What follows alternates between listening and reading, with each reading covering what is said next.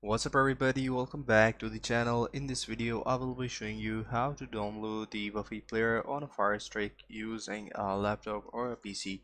For that the process is very simple. Make sure you follow the video till the end to get to know about it.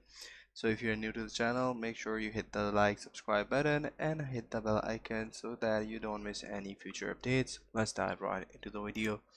So in order to do that, enable apps from unknown resources, go to the setting, then My Fire TV, then developer option. Toggle apps from unknown sources to on. Install downloader app. On the Firestick home screen, search for downloader and install it. Open downloader and allow necessary permissions.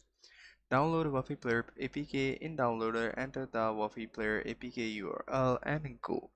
Wait for the APK to download.